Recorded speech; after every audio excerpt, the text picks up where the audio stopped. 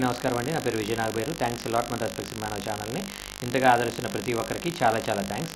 Again came back with one more casting requirement అండి. ఇది వచ్చేసి విజయ్ వారాహి ప్రొడక్షన్ అంటే ప్రొడక్షన్ నెంబర్ 2 అంటున్నారు. మా సినిమాలో నటించడానికి గోదావరి యాస చక్కగా మాట్లాడే 40 నుండి 45 సంవత్సరాల వయసు ఉన్న నటీనటులు కావాలండి. ఓ 2-3 ఫోటోలతో పాటు 1 నిమిషం వీడియో కూడా కలిపేసి మాకు పంపించేసేయండి. అండే ఫోటోలు ఎడిటింగ్లు అవి చేయొద్దంటే తేడాలు వచ్చేస్తాయి అని అడగడం జరిగింది. అంటే వీళ్ళు గోదావరి యాస చక్కగా మాట్లాడే 40 నుండి 45 సంవత్సరాల్లోపు ఉండే నటీనటులు కావాలంట. సో మీరు అప్రోచ్ అవ్వాలంటే వీళ్ళ కాంటాక్ట్ డీటెయిల్స్ నేను మీకు చెప్పే ప్రయత్నం చేస్తాను. దానికంటే ముందు మన సబ్స్క్రైబర్ అడిగిన ప్రతి ప్రశ్నకి సమాధానం చెప్పడం అనేది మన బాధ్యత. కాబట్టి మన సబ్స్క్రైబర్లు ఏం అడిగారు అంటే, సార్ ఇప్పుడు సోషల్ మీడియా ద్వారా అవకాశాలు అడిగినట్లయితే అవకాశాలు వస్తాయి అని అడగడం జరుగుతుంది. ఇప్పుడు ఫర్ ఎగ్జాంపుల్ నా సోషల్ మీడియా ఉందండి. నా ఫేస్బుక్లో కావచ్చు, ఇన్స్టాలో కావచ్చు, చాలామంది మెసేజ్ చేస్తుంటారు. సార్ నమస్తే సార్, నా పేరు స్వయంసు, ఇలాగ నాకు సినిమాల్లో అవకాశం అని, మీరు సినిమాల్లో రైటర్గా డైరెక్టర్గా ఉన్నారు కదా అని నన్ను అడుగుతూ ఉంటారు. ఇప్పుడు సింపుల్ థింగ్ ఏంటంటే, పొద్దున్న లేస్తే నా చుట్టూ ఎంతమంది తిరుగుతూ ఉంటారు.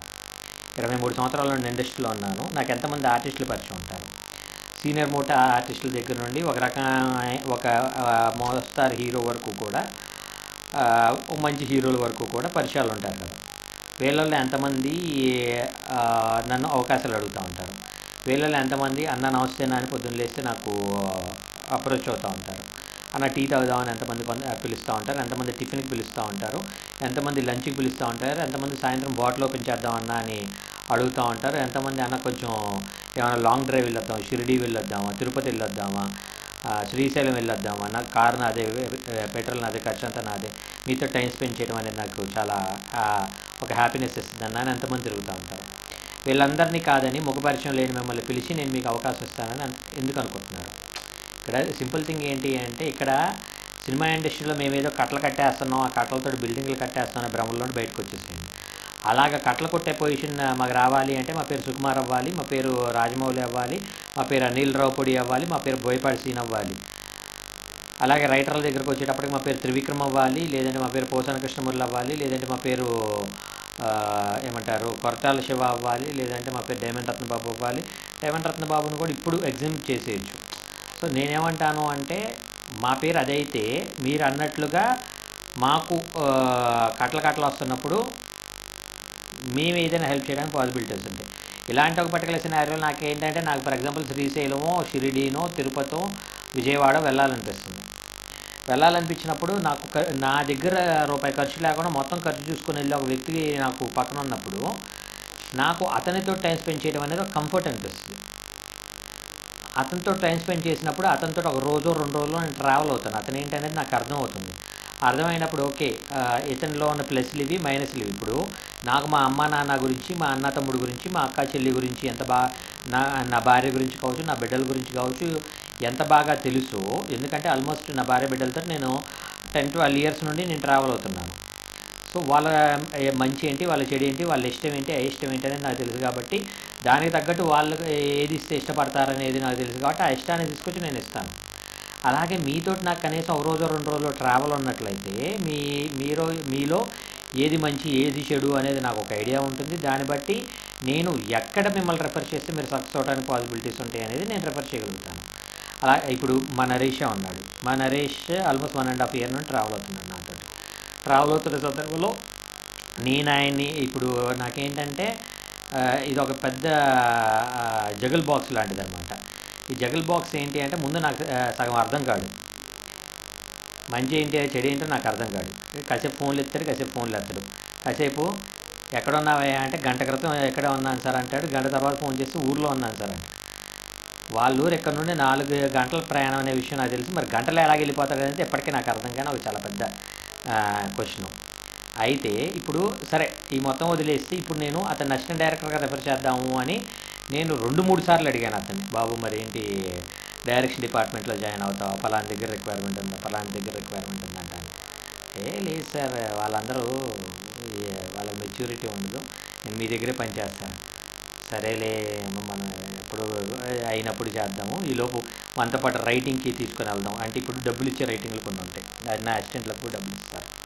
అలాంటి ఒక పర్టికులర్ సినారియోలో నరేష్ని తీసుకుని వెళ్దాము, అని నరేష్ని కూడా తీసుకొని ఎక్కడికి వెళ్ళాం మనం ఖమ్మం దగ్గర ఏంటది సూర్యాపేట వెళ్ళొచ్చాము. ఒక మంచి ప్రాజెక్ట్ చేసాము. ఆయన ఇక్కడికి వచ్చాడు. ఇంకో 2-3 దానికి బాబుని అడిగాను నేను. బాబు నాకంటే బిజీ. ఊర్లో వెళ్ళటం, వాళ్ళకున్న 3-4 ఎకరాలని ఇతని కష్టంతో బ్రతికించడం, మొత్తం చాలా ఉన్నాయిలేండి ఆయన దగ్గర. సో నేనేమంటాను అంటే ఇంకో 2-3 ప్రాజెక్టులు రెఫర్ చేశాను. ఆయన బిజీగా ఉన్నాడు. అమ్మ రాజశేఖర్ సినిమా ఒకటి ఉంది, రానో సినిమా డైరెక్టర్ అవుతున్నాను. అతను దానికి ఒక స్క్రిప్ట్ ఇచ్చేసేటప్పుడు నేను పిలిచాను. ఆఖరికి అమ్మ రాజశేఖర్ దగ్గర అసిస్టెంట్ డైరెక్టర్ పెట్టేస్తాను. సార్ నాకు చిన్న వాళ్ళు వద్దు సార్, మీ దగ్గర అయితే చెప్పండి అంటాడు. ఫైనల్గా ఇప్పుడు ఏమీ లేకుండా, సంబంధం లేకుండా వేరే ఒక ప్రొడక్షన్ హౌస్కి వెళ్ళాడు, అసిస్టెంట్ డైరెక్టర్గా జాయిన్ అయ్యాడు, ఒక సినిమాకి పనిచేస్తాడు. I feel much happy for him. ఆనెస్ట్గా చెప్తున్నాను, నాకు చాలా చాలా హ్యాపీ. ఎందుకంటే ముందు అతను ఒక ప్లాన్ అనేది చేసుకుంటా ఉన్నాడు. సో నేను మీ అందరికీ చెప్పేది అది. ఇప్పుడు నాకు నరేష్ ఉన్నాడు, హరీష్ ఉన్నాడు, సీన్ ఉన్నాడు, రాజేంద్ర ఉన్నాడు, ఇలాగ నాకు కొంతమంది ఉన్నారు నా చుట్టూతో జరుగుతూ ఉండేవాళ్ళు.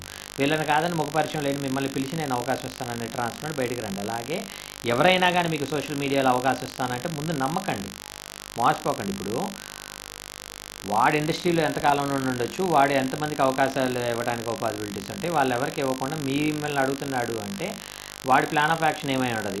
మీ దగ్గర నుండి టీకి డబ్బులు అడుగుతావు అనుకుంటున్నాడా, టిఫిన్కి డబ్బులు అడుగుతావు అనుకుంటున్నాడా, లేదంటే ఏ రకంగా లూట్ చేద్దాం అనుకుంటున్నాడు అనేది జాగ్రత్తగా ఉండండి. సో సోషల్ మీడియాలో నమ్మి మోసపోకండి అనేది నేను మెయిన్గా మీకు చెప్పేది. హోప్ మీకు అర్థమైంది అనుకుంటున్నాను. మీకు ఇంకా ఇలాంటి డౌట్స్, క్వశ్చన్స్, క్వైరీస్ ఏదైనా ఉన్నట్లయితే కమెంట్ రూపంలో అడిగే ప్రయత్నం చేయండి. ప్రతి ప్రశ్నకి సమాధానం చెప్పడం జరుగుతుంది. So getting back to the casting requirement, వీళ్ళ మెయిల్ ఐడి మాత్రం ఉందండి. మెయిల్ ఐడి చెప్తాను, నోట్ చేసుకోండి. projectnmt918@gmail.com. PROJECT project, N for Naresh, M for Mahesh, T for Tarun, NMT918 అండి, 918@gmail.com అనేది వీళ్ళ మెయిల్ ఐడి. ఇంకొక ముఖ్యమైన విషయం ఏంటంటే టిక్టాక్ వీడియోలు, రీల్స్ పంపించకండి అని అంటున్నారు.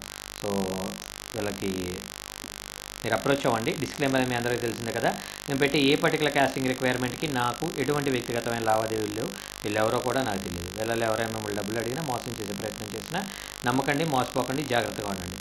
వీడియో నచ్చిందా లైక్ చేయండి, వీలైనంత ఎక్కువ మందికి షేర్ చేయండి. ఎవరైతే సబ్స్క్రైబ్ చేసుకోకుండా చూస్తున్నారో please do subscribe. Thank you and all the best.